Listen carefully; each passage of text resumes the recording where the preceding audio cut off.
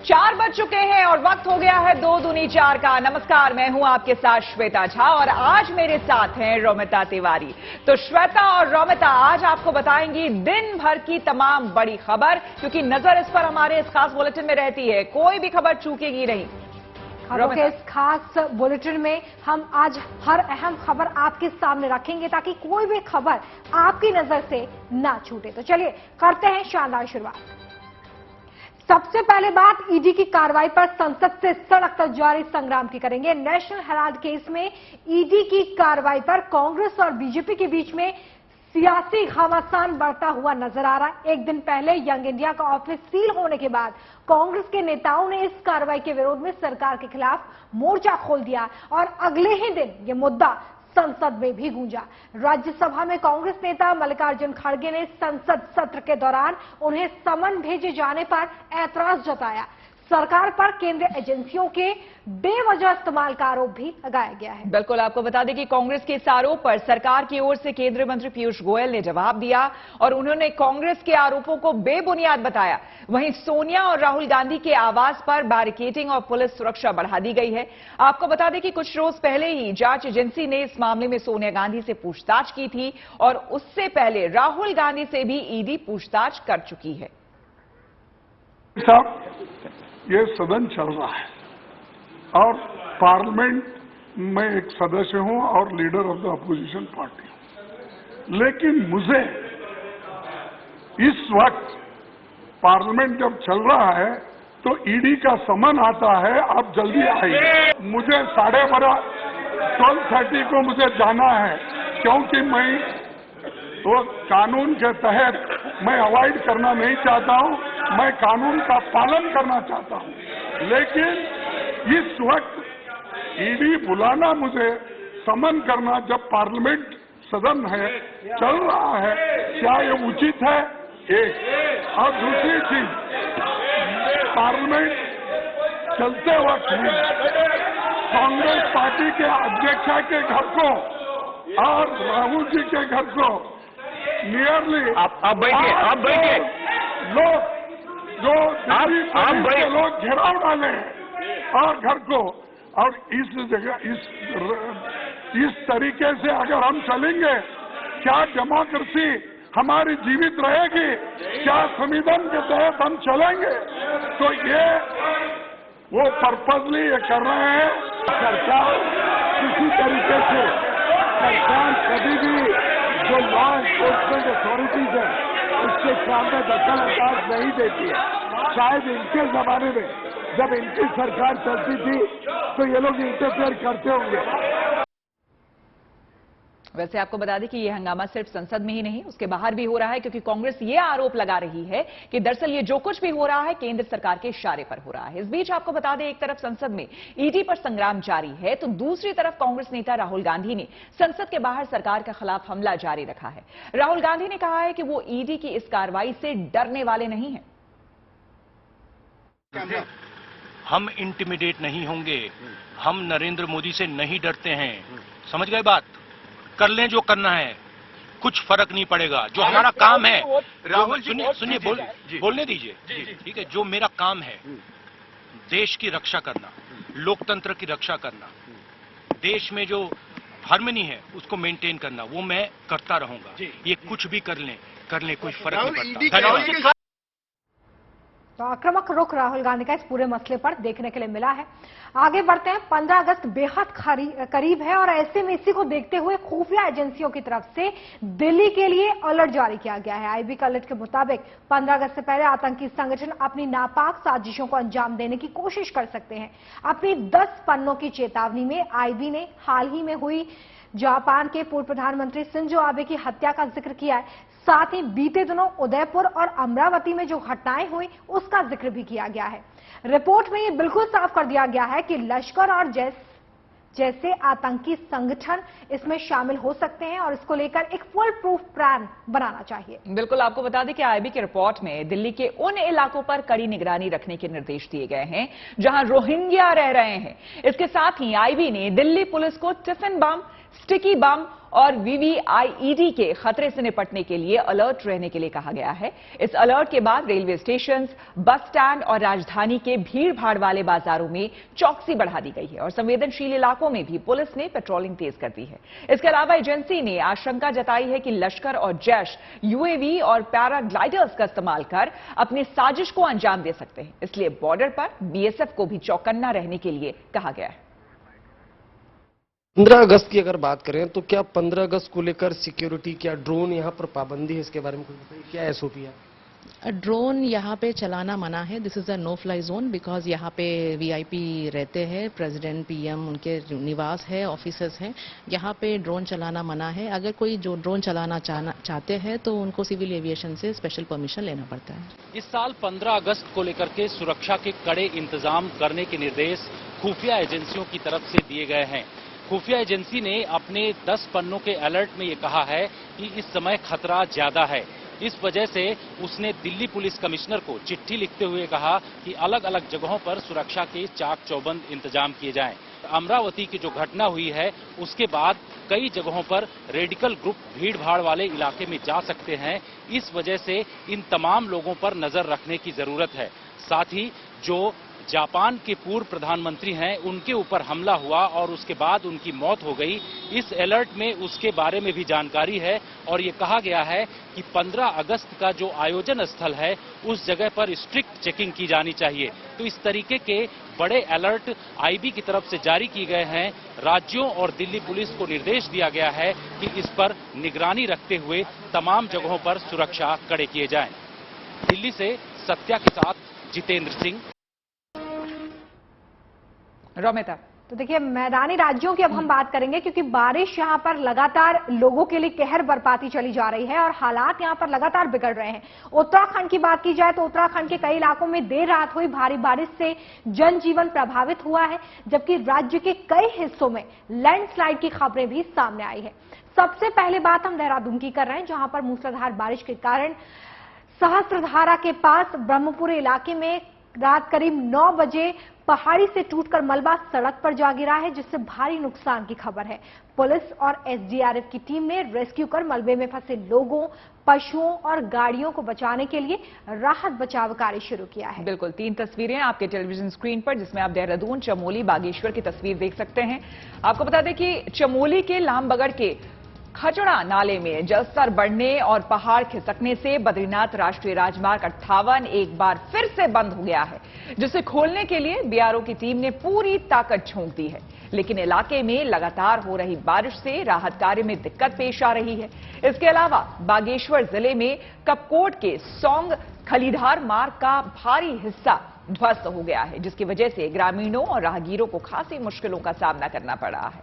लोगों को राहत पहुंचाने के मकसद से सरकारी एजेंसियां दिन रात जुटी हुई हैं। उत्तराखंड में बारिश, बाढ़ और रेस्क्यू ऑपरेशन से जुड़ी ये तीनों तस्वीरें हम आपको दिखा रहे हैं, जिसमें देखिए किस तरह से लगातार बीआरओ की टीम भी मदद कर रही है। एनडीआरएफ, एसडीआरएफ लगातार इन मौकों पर खास तौर पर देवदूत के तौर पर सामने आती है।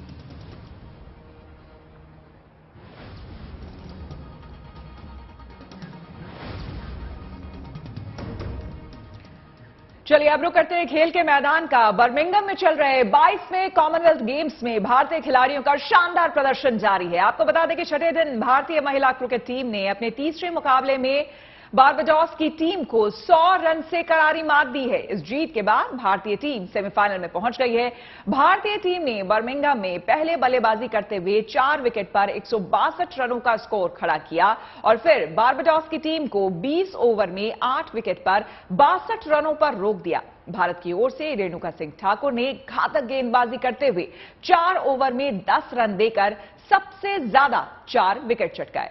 दूसरी तरफ भारतीय पुरुष हॉकी टीम ने अपना बेहतरीन प्रदर्शन जारी रखते हुए कनाडा के खिलाफ 8-0 से शानदार जीत दर्ज कर ली है। इसके साथ ही भारतीय टीम अब पहले स्थान पर पहुंच गई है।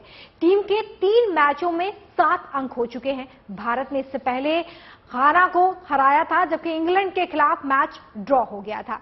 भारत का अगला मुकाबला आज वेल्स से होगा, जो पिछले मैच में कनाडा को 5-1 से हराकर आ चुकी है। इसके अलावा भारत के एथलीटों ने छठे दिन 5 मेडल अपने नाम किए हैं और भारत का परचम बुलंद किया है। अब तक भारत के खाते में 18 पदक हैं, जिसमें 5 गोल्ड, 6 सिल्वर और 7 ब्रॉन्ज मेडल शामिल हैं।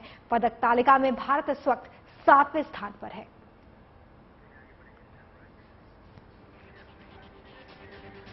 और आइए अब बात करेंगे आजादी के अमृत महोत्सव की। जैसे जैसे 15 अगस्त की तारीख नजदीक आ रही है, वैसे वैसे देश के अलग अलग हिस्सों में आजादी की 75वीं वर्षगांठ के अलग अलग रंग इस वक्त दिखाई दे रहे हैं। इसी कड़ी में आपको मध्य प्रदेश के खरगोन की अनोखी तिरंगा यात्रा की तस्वीरें हम दिखाने जा रहे हैं। आपको बता दें कि खरगोन से 65 किलोमीटर दूर देवी अहिल्या के ऐतिहासिक नगर महेश्वर में नर्मदा नदी में 40 नावों पर तिरंगा यात्रा निकाली गई थी। इस अनोखी तिरंगा यात्रा का आयोजन महेश्वर नगर परिषद और नौका विहार समिति की ओर से किया गया। इस दौरान महेश्वर पहुंचे बड़ी संख्या में श्रद्धालु ये तिरंगा यात्रा देखकर बेहद खुश हो गए। ये देखिए तस्वीरें। तो आजादी का अमृत महोत्सव मनाया जा रहा है और इस बीच 40 नाव पर ये जो तिरंगा यात्रा निकली है, अपने आप में महेश्वर गांव में अद्भुत है। क्योंकि बड़े पैमाने पर इस साल हर घर तिरंगा अभियान की शुरुआत की गई है। जगह जगह से अनोखी तस्वीरें निकलकर सामने आ रही हैं। ऐसे में मध्य प्रदेश, जिसे वैसे भी कहा जाता है कि अजब है गजब है, वहां से ये अनोखी तस्वीर निकलकर सामने आ रही है। मध्य प्रदेश में अनोखी तिरंगा यात्रा जिसने सबका ध्यान अपनी ओर खींचा। 40 नाव इस यात्रा में शामिल की गई और आप देख सकते हैं कि किस तरीके से हवा में लहलहाता हुआ इस वक्त झंडा जो है वो नजर आ रहा। उधर बीएसएफ ने अमरनाथ यात्रा के दौरान तिरंगा यात्रा निकाली। आपको बता दें, हाथों में तिरंगा लिए बीएसएफ के जवान जोश से भरे दिखाई दिए और उनके पीछे चल रहे श्रद्धालुओं ने भी देशभक्ति के नारे लगाए।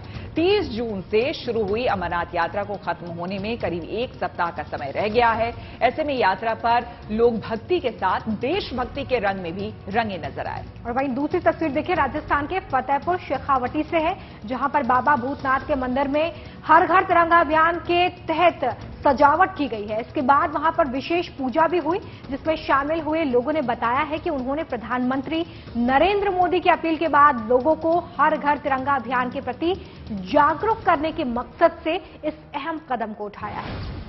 हमारे देश की यही तो सबसे बड़ी खूबसूरती है रोमिता, कि देखिए यहाँ पर लोग अलग अलग धर्म को मानने वाले हैं, आस्था रखते हैं, लेकिन जब देशभक्ति की बात आती है तो सभी एकजुट हो जाते हैं और एक साथ इस देशभक्ति के रंग में रंगे नजर आते हैं। बिल्कुल, और यही कारण है कि हम देख रहे हैं कि किस तरीके से प्रधानमंत्री की अपील के बाद लगातार लोग अपनी डीपीज भी चेंज कर रहे हैं और तिरंगा लगाते नजर आ रहे हैं। अब कुछ दिन बचे हुए हैं, तो उससे पहले देखिए जोश बिल्कुल हाई है। ये 2 तस्वीरें इस वक्त आपकी टीवी स्क्रीन पर, अमरनाथ और राजस्थान में किस तरह से आजादी के अमृत महोत्सव की धूम दिखाई दे रही है। जहां अमरनाथ यात्रा में कुछ दिनों पहले आपको सिर्फ भोलेनाथ के जयकारे सुनाई दे रहे थे, अब भारत माता की जय के नारे भी यहां पर सुनाई दे रहे हैं।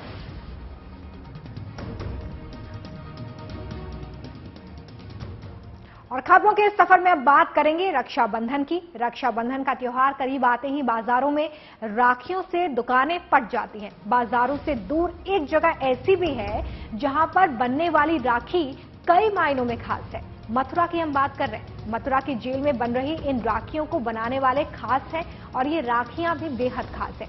दरअसल इन राखियों को यहाँ के कैदियों की तरफ से तैयार किया जा रहा है। राखी की खासियत ये है कि ये पूरी तरह से इको फ्रेंडली है। इको फ्रेंडली राखी बनाने के लिए इन कैदियों को एक सामाजिक संस्था द्वारा बाकायदा 10 दिनों की ट्रेनिंग दी गई है। बताया गया है कि कैसे इस राखी को तैयार करना है। इन राखियों में पवित्र रक्षा सूत्र के अलावा कलावे का इस्तेमाल किया जा रहा है। वहीं इन राखियों की सजावट के लिए काशीफल, भिंडी, तोरई जैसी सब्जियों के बीज का इस्तेमाल भी हो रहा है, ताकि राखी के इस्तेमाल के बाद उसमें लगे बीजों का उपयोग पौधारोपण के लिए किया जा सके। जेल प्रशासन के मुताबिक इन राखियों से होने वाली कमाई का एक हिस्सा कैदियों को दिया जाएगा, जबकि बाकी के पैसे कैदियों के कौशल विकास को बढ़ाने में खर्च किए जाएंगे। वहीं आपको बता दें, ये जो दूसरी तस्वीर आप देख रहे हैं, ये सूरत की है, जहां दिव्यांग बच्ची आकर्षक राखियां बना रहे हैं। थोड़ी हैरानी होती है कि जो बच्चे खुद रंगों को ठीक से नहीं समझ पाते, देख पाते, वो हमारे लिए राखियां बना रहे हैं। ये काम इतना आसान नहीं होता।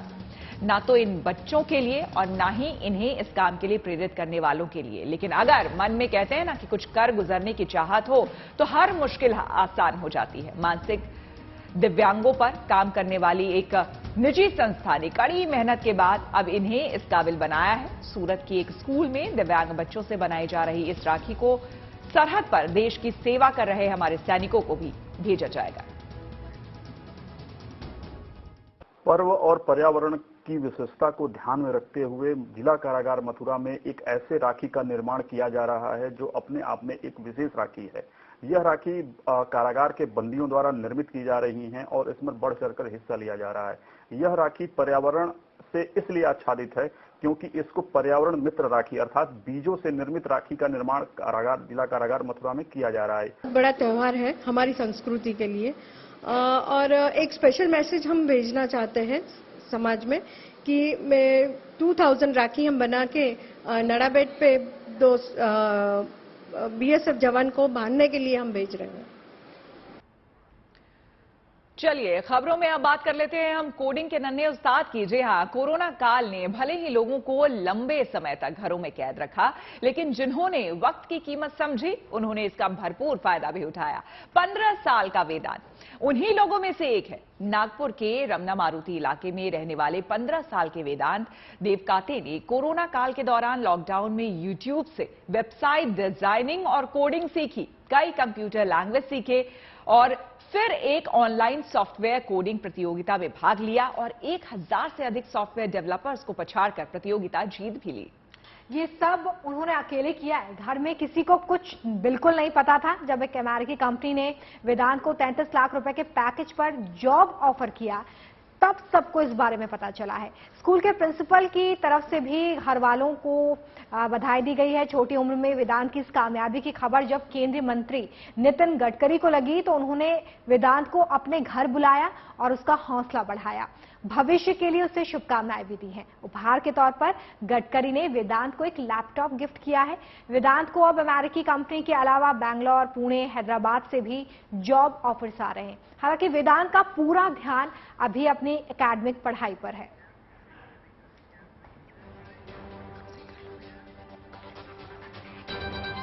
चलिए तो 2 दूनी 4 में आज श्वेता और रोमिता के साथ फिलहाल इतना ही।